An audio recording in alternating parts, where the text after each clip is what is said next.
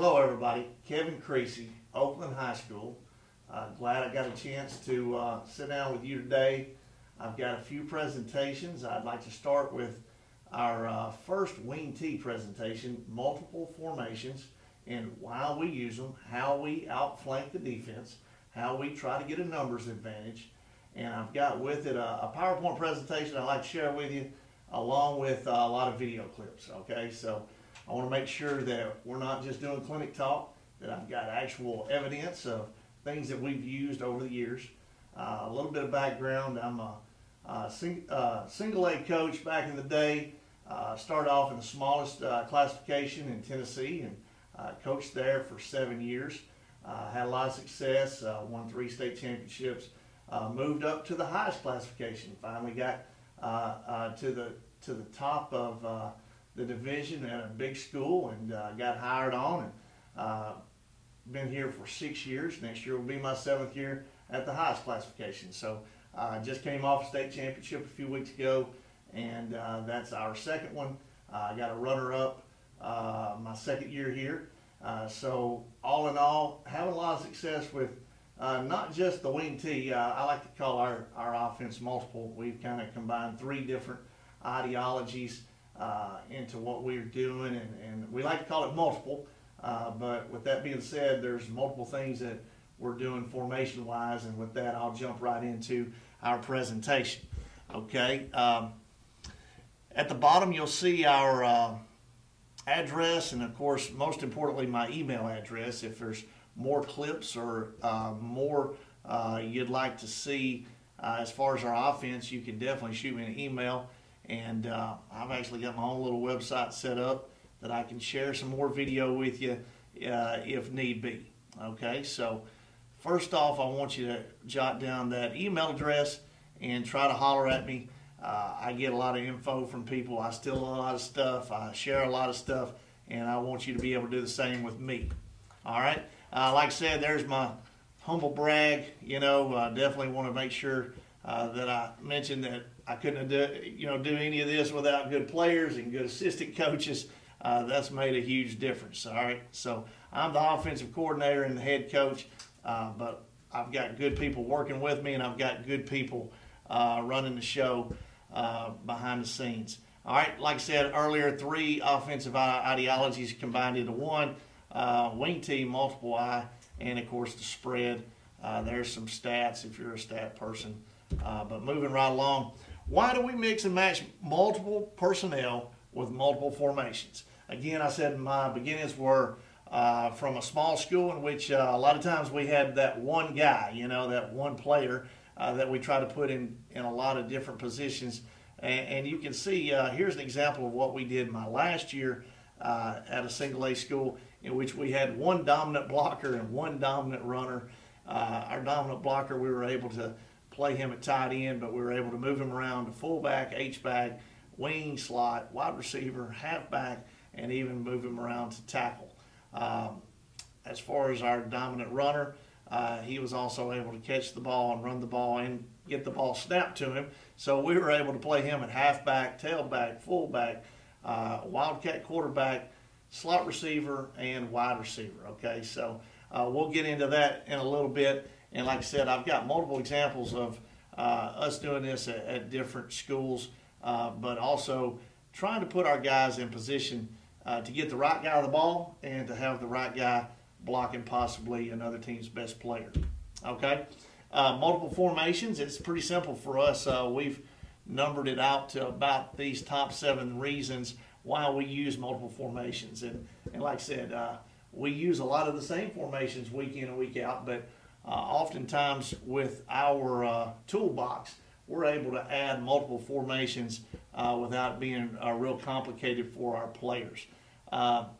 We do this because we want a matchup advantage. In our league, everybody's going to have good players, so we've got to figure out, is there a way we can get our best player on maybe somebody that's not their best player, or maybe our 3rd best player on their 5th best player. We've got to find out the advantages with matchups, and it's not just like one-on-one out wide as a receiver. We're talking about maybe our matchup is we have a really good blocker that has an angle on someone, and they're able to open up a hole for our running back.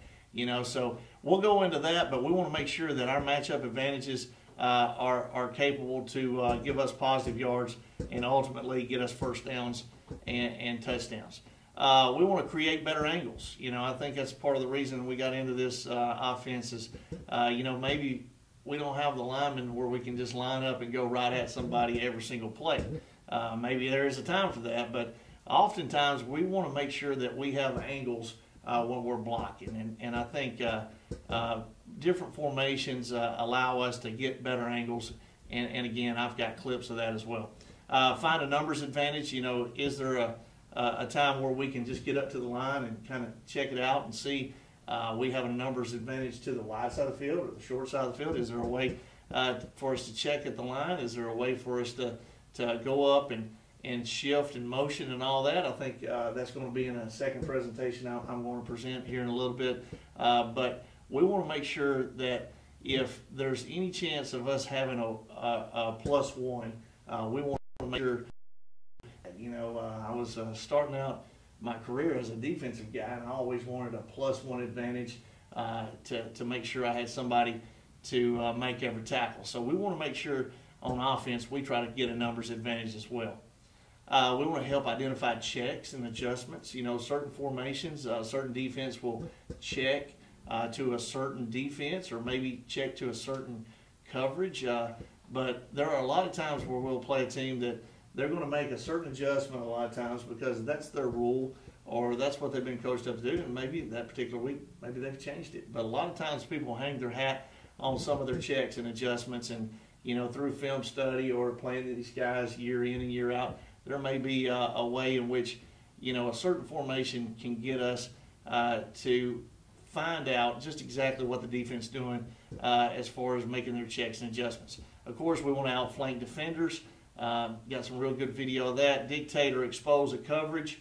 We want to make it easy as we can on our receivers and especially our quarterbacks. And for a certain formation that can expose or get a certain defense into a certain coverage, we think that's a good thing. And then, of course, make your opponent's coach work.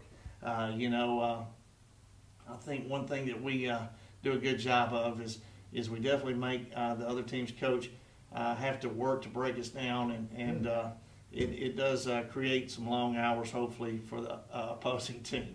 All right. First off, as far as a matchup advantage, we want to go ahead and let me get this rolling. The video, I'm sure you can see the video. Our matchup advantage on this particular play, you see just a normal buck sweep, but our matchup was we took our best offensive lineman and moved him to tight end.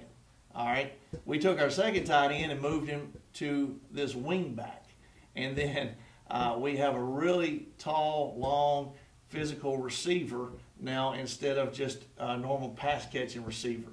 So we've got 3 physical guys at the point of attack, and of course the team we're playing has a lot of people packed in there, but at the same time we're running one of our base plays, but we're doing it with better blockers. So there's the matchup advantage, and of course you can probably see these blocks at the point of attack, and you can see why we wanted those guys at that point to block down and kick out and even crack block. A lot of times when we ask our wide receivers to crack block, we don't necessarily get a real good block. So, in this part of the game, it's the 4th round of the playoffs, my first year here. We've got good people at the point of attack allowing for a big run against a really good defense. All right. Our matchup advantage in this particular game is against an 8-man box.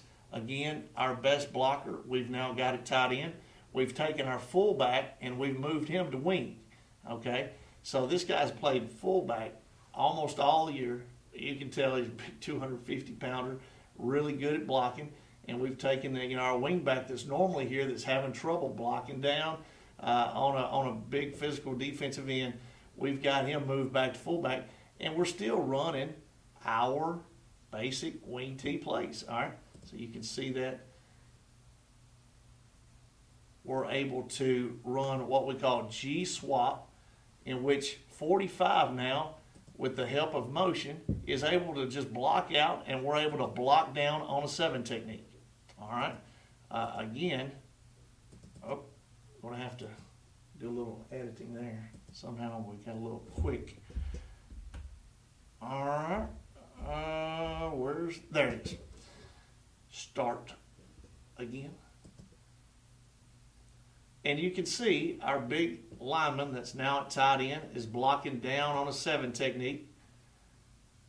And we're pulling through the hole. All right. That's why it's called G-swap. All right. Our wing back, big 45, is swapping responsibilities with the guard. He is now the kick-out guy, and the guard is pulling around to bob on the backer.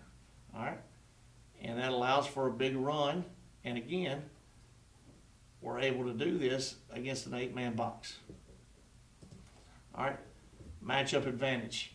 Again, we are offset. We're strong with an end over, and everybody and their mama thinks we're coming over to this side. Again, you can see how they've rotated the secondary. Everything's strong. We've got the big tight end that's now, was a tackle. Now he's a tight end.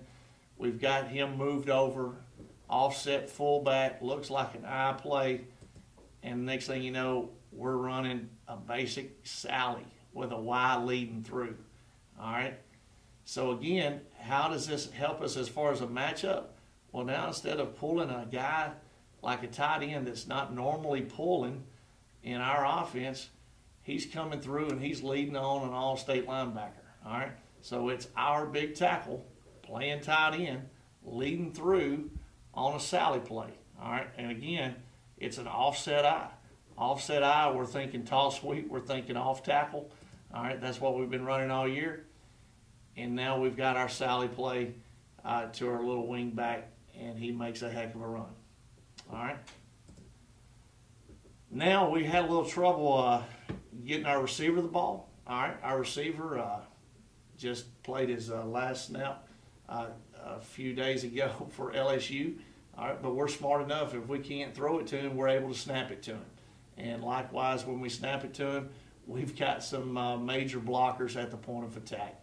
Anytime you've got a number 99 guy lined up blocking down, that's usually a good deal. And in 45, like I said, one of our better blockers as well, he's able to kick out. So you see that, again, the conditions aren't really great. The field's a little, sloppy, and we were able to snap it to one of our better guys that was able to take advantage of someone blocking down and kicking out. And again, we're going to have to edit. Starting all over. We want to watch number 99, all right? Normally, he's a D lineman, but we've got him at wing back blocking down on a huge 9 technique. All right. You can see great technique, great leg drive, and you don't always see that out of a normal wing back. All right. So that was just another way for us to get the right guy the ball with the right guys blocking at the point of attack. All right. Here's our second point. We were talking about multiple formations create better angles. All right. We want to make sure, this is our normal red formation. All right. With that being said, we're going to move a guy over. And now you see we have angles on all these guys. All right. When we run outside, everyone has an angle. Their force player is outflanked. All right. So maybe 15 can't straight up block someone one-on-one, but when he's got an angle, he can. All right, so it's a double crack with an arc.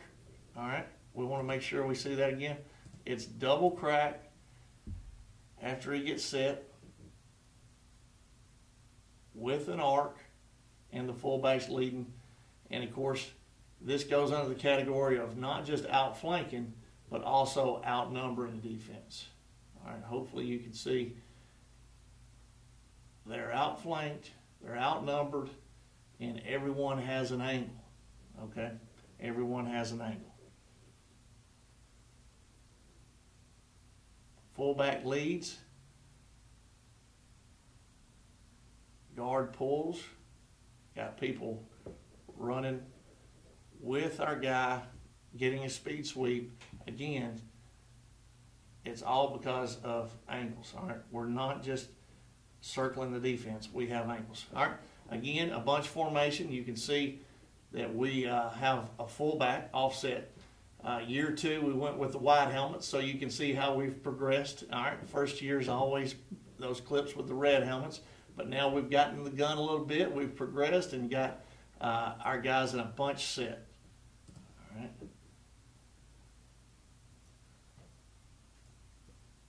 Again, it is just the buck sweep. We've got a down block, we've got a crack block, and then we have 2 guards pulling. All right. Again, creating better angles. We've fancied up buck sweep again. All right. We've gone to the weak side, and we have offset our fullback. He is now trying to hammer a defensive end, but they've stood him up, and we've got to find a way to make sure we can still block down, get an angle on someone, and kick them out. All right. Just another way in which we've had a multiple formation create a better angle for us.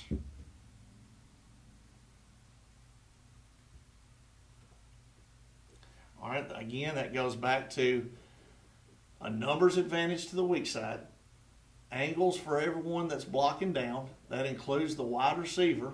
Again, a physical wide receiver that's crack blocking. You know, it's not always something that you can put on clinic tape, a receiver blocking someone physically. But we were able to do that with both guards leading.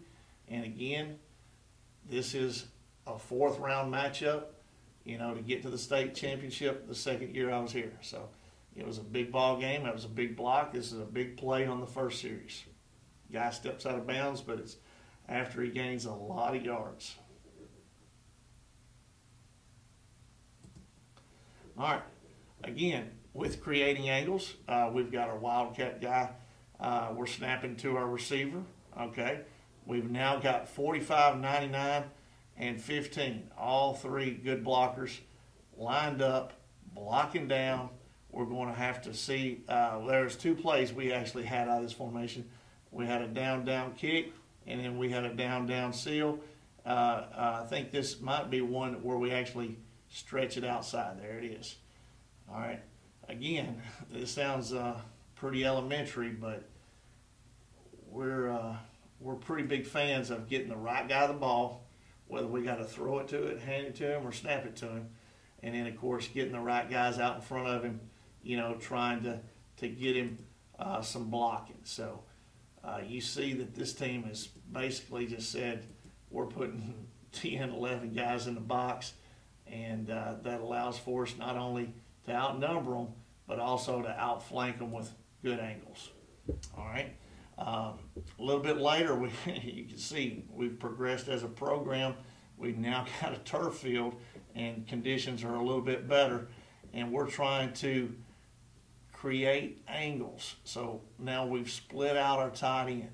Okay. His rule is to down block. So if you can watch him real quick, the angle that he departs in allows him to block an all-region linebacker. All right. And it's a big block. Okay, so we've got not only a matchup advantage because one of our most physical guys is blocking one of their better linebackers, but he's got an angle. And you also see that our guards that are pulling, they're blocking with some leverage. They've got some leverage and they've got angles. All right. And so again, it makes for a successful play. All right. And here we're talking about the numbers advantage. Okay. A numbers advantage, of course, we're adding an extra wing back. Okay. This is something that, you know, we've seen other teams do on Saturday. So we thought we'd add it and see if we could run buck sweep. You know, it's not rocket science, but, you know, with a 7-man box, we've taken this wing over and we moved him beside of one of our better blockers. And I'll tell you, this kid took the brunt of the punishment. The linebacker absolutely lit him up. Hopefully he's okay. but at the same time, he got ran over slowly, and it allowed for a huge play right out of halftime in a game in which we were trailing. All right, so you can see he actually gets hawked down. That kid plays for USC now, but we're really happy with the numbers advantage at the point of attack. Like I said, we had a huge play right out of halftime, but also we had a +1 in which our guard that's pulling around could have easily gotten on a corner, and maybe we would have ran even further down the field. But again, flopping the field on the first play out of halftime was huge for us there. All right, now we've gone end over. All right, our wide receiver is in a nasty slot. You know, we've got a wing, a wide out, and a tight end. Tight end, of course, is ineligible. We're going to the boundary, all right, with an offset fullback.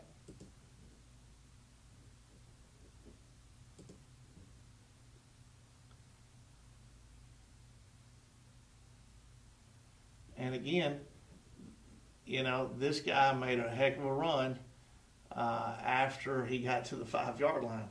But it took until about the 5-yard line before he ever got touched. But that's a hat on a hat. That's what we're looking for.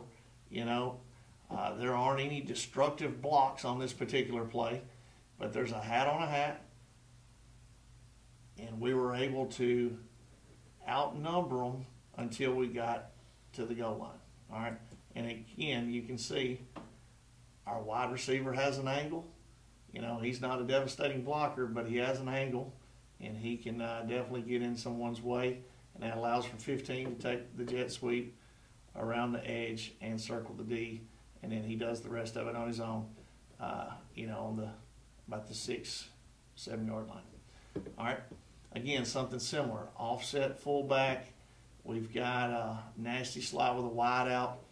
We're going to see if we can, you know, help ourselves out by giving us a numbers advantage. Those guys stayed, you know, in too high. Our guard ran right by someone he could have blocked. But, again, you can tell 15 is definitely a guy we want to get the ball to. And then, of course, he's running scot-free for yards and yards and yards before he ever gets touched. And, again, you know, I think 55 could have easily pulled up on the linebacker that shows up. But it's all because of the formation and the advantage that we get numbers-wise.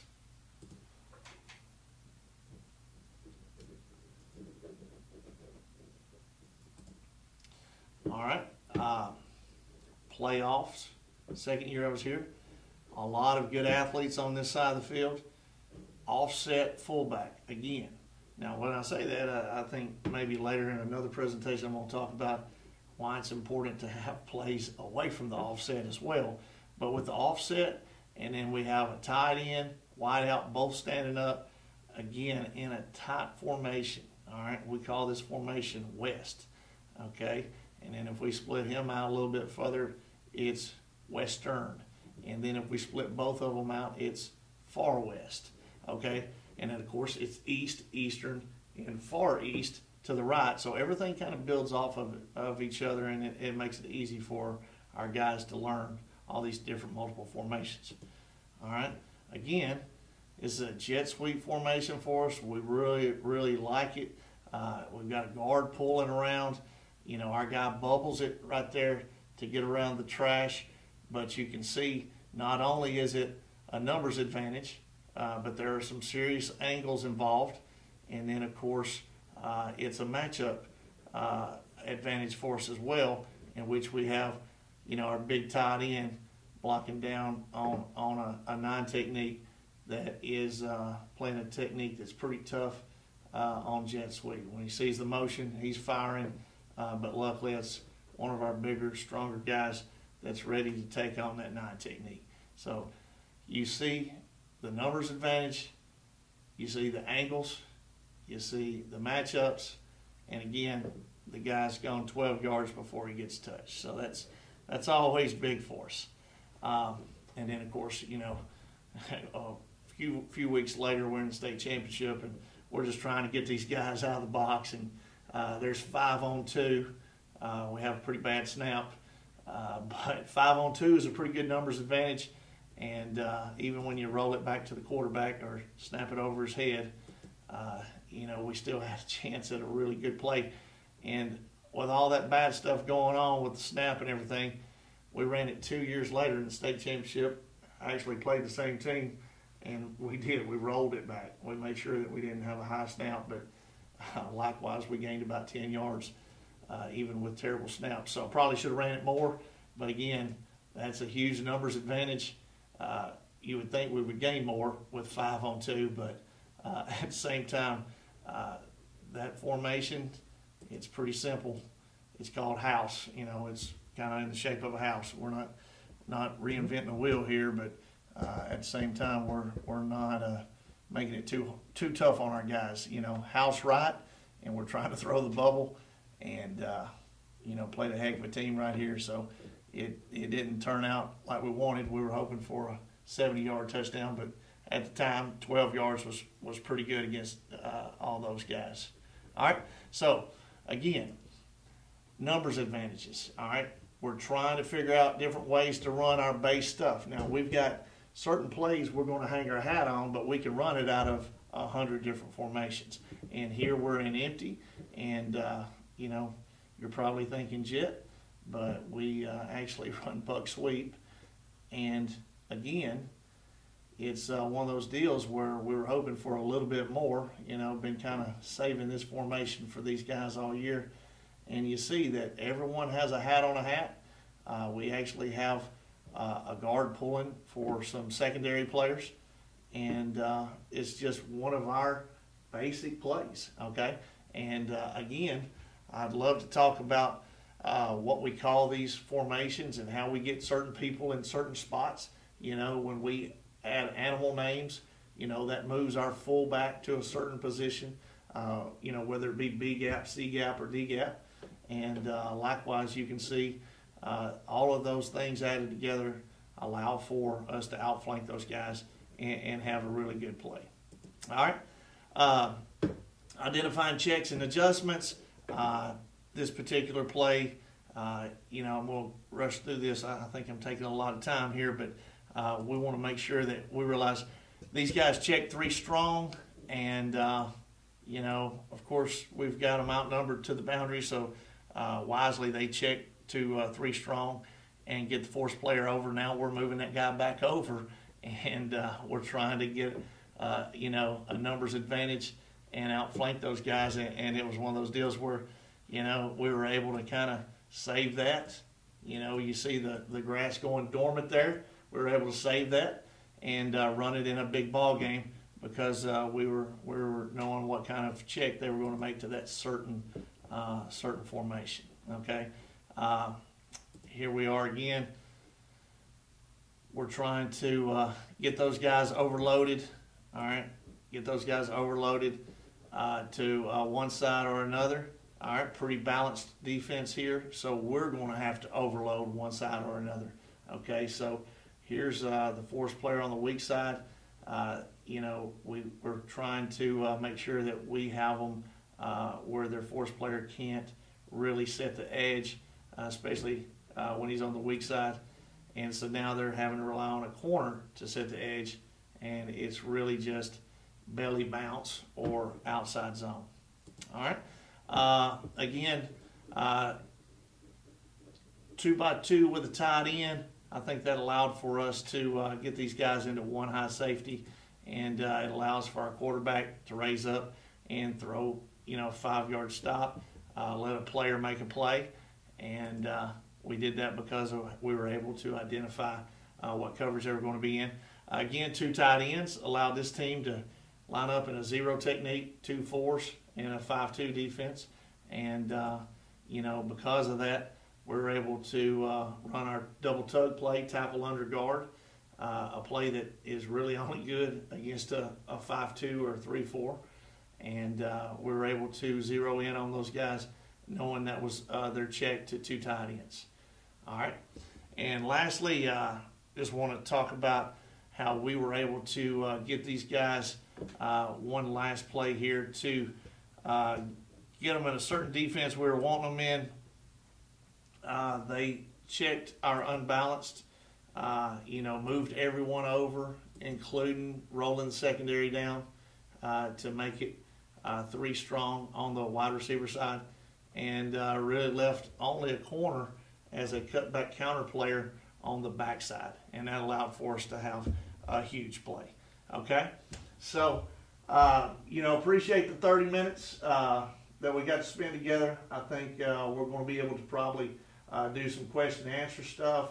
Hopefully I can answer a bunch of your questions, but if not, I'm going to put my screen back up one more time to allow for my email address, and you can shoot me whatever questions you have there as well, or request to maybe get some videos that we have out there available for multiple shifts, motions, formations, all these different things, trying to get those advantages that we all want on Fridays. Later on, I'm going to have a presentation on the shifts, motions, and trades, and that's always been a pretty popular presentation, and looking forward to sharing that with you. Appreciate it.